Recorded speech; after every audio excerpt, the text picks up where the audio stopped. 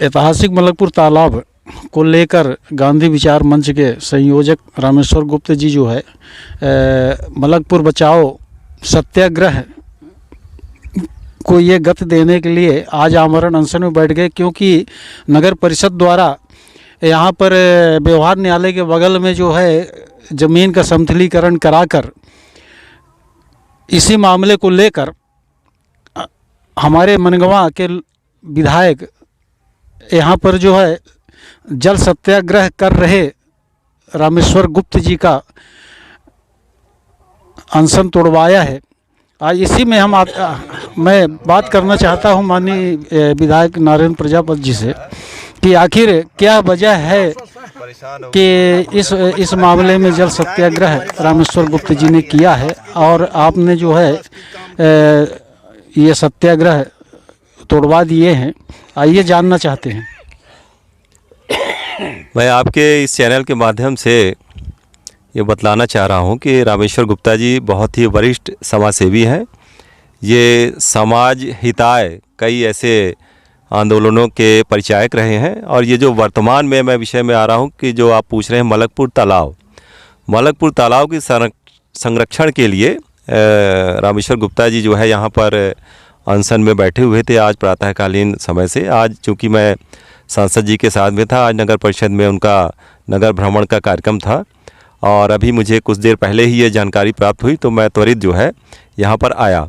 आपसे बातचीत करने के बाद ये समझ में आया कि आप मलकपुर तालाब के संरक्षण के लिए यहाँ पर अनशन कर रहे हैं।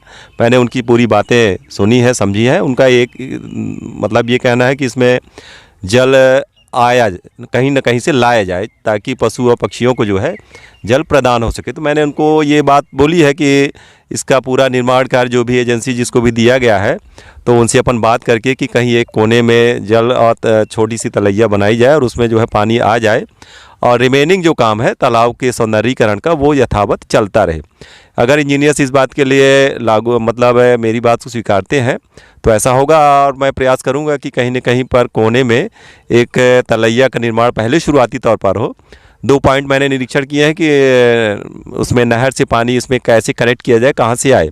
तो थोड़ा अपर डिपर का मामला है लेंथ का कि कहाँ से वाटर इसमें आ पाएगा।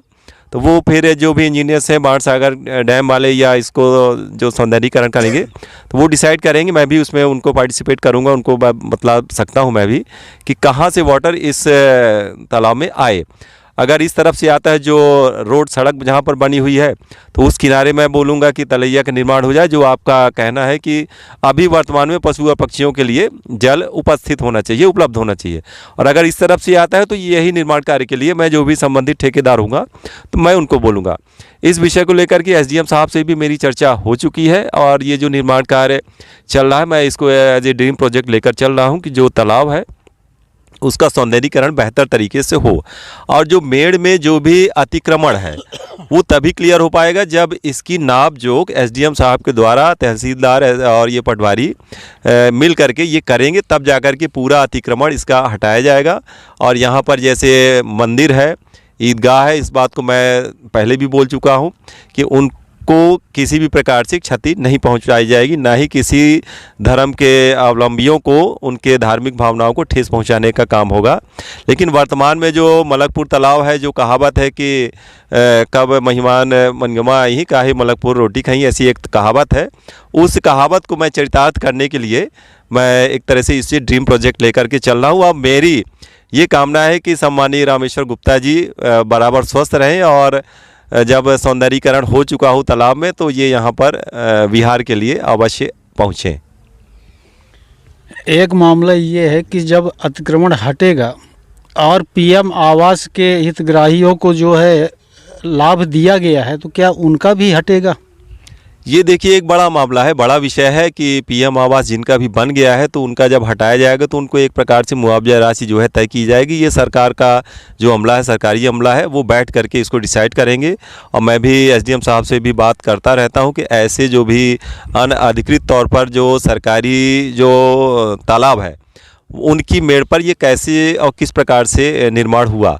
अगर किसी का निर्माण हुआ है तो उनको ठीक है सरकारी ज़मीन उपलब्ध कराई जाने के लिए एसडीएम साहब को बोलेंगे, और उनका निर्माण अगर डिस्टर्ब होता है तो फिर सरकारी तौर पर मुआवजा जहाँ कहीं से भी हो सकेगा उसका मैं प्रयास करूँगा। मामला ये है कि जलाशय या शासकीय ज़मीन में तो आवास सेंसन नहीं किया जा सकता। अगर संबंधित विभाग के सीएमओ ने अगर आवास सेंसन किया है तो अगर हटाया जाएगा क्षति होगा, शासन की राशि का दुरुपयोग माना जाएगा, तो क्या दोषी युक्त सीएमओ के विरुद्ध कार्रवाई होगी क्या? इस विषय को लेकर के जो भी संबंधित दोषी होंगे जांच होगी, और यदि वो दोषी पाए जाते हैं तो बेशक उन पर कार्रवाई की जाएगी, जो भी प्रशासनिक और नियमावली के तहत संवैधानिक कार्रवाई होगी। ये तो प्रमाणित मामला है कि वार्ड नंबर 9 और वार्ड नंबर 3 और 4 में जो है शासकीय आवास का लाभ दिया गया हितग्राहियों को। ये तो प्रमाणित है, अब जांच किस बात की? नहीं तो प्रमाणित है तो अब ये विषय आप आगे बढ़ाइए। आप चूँकि पत्रकार हैं तो आप इस बात को लेकर के और हाई लेवल तक जाइए, और मेरे से जो आप चाहते हैं तो मैं तो आपको वो चीज़ें ओपन नहीं कर सकता अभी।